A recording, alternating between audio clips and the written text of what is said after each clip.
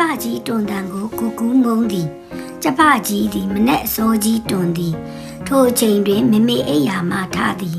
ပြီးတော့ကူကူးကိုလည်းနှိုးသည်စာမေးပွဲနီးသည်မှုစာကြက်ရန်ဖြစ်သည်ချမ်းချမ်းစီစီနှင့်စောစောမထခြင်းဆက်ပြီးအိတ်ချင်သည်ဒီကျပကြီးတွန်တန်မကြားလျင်မမေလဲနိုးမိမဟုတ်ကျပကြီးမရှိမှအေးအေးဆေးဆေးအိပ်ရမည်ဂူဂူဒေါသဖြစ်စိတ်တူပြီးကျပကြီးရှိရာခြံစည်းရိုးနာသွားက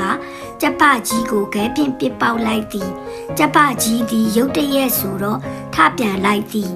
သို့တော်ထိသွားပြီးမြေကြီးပေါ်သို့ပုတ်ကနေပြုတ်ကျလာသည်တေလားရှင်သလားမသေးကွယ်မေမေမသိအောင်အပြေးလေးသွားကောက်ကကျပကြီးကိုတဲ့ပြီးတောဆက်သို့ပြေးသည်ထို့နောက်ပစ်ထားခဲ့လိုက်သည်ဒီညအိယာဝင်တော့ဂူဂူပျော်သည်ကျပကြီးမရှိတော့မနေ့ကျရင်တွန်တန်မကြားနိုင်တော့ပါကျပကြီးတွန်တန်မေမေမကြားရလျင်နိုးမီမဟုတ်ထိုအခါမေမေဂူဂူကိုအစောကြီးနိုးနိုင်တော့မီမဟုတ်ဂူဂူစောစောထားကြမလို့တော့ပါမနေ့ရောက်ပြီးကျပကြီးတွန်တန်မကြားရသို့တော်မေမေကအရင်အတိုင်းသူ့ကိုလာနှိုးသည်ချမ်းချမ်းနေထားလိုက်ရသည်အခုမှသိသည်ကျပကြီးတွန်တန်ကြောင့်မေမေနိုးသည်မဟုတ်အလေးအကျင့်ကြောင့်သာမေမေနိုးနေခြင်းဖြစ်သည်ဂူဂူစဉ်းစားသည်သူအမားကြီးမားခဲ့ပြီမဟုတ်လားအပြစ်မရှိသောကျပကြီးကိုသူရန်ပြုမိသည်တောင်းပန်ပါတယ်ကျပကြီးရဲ့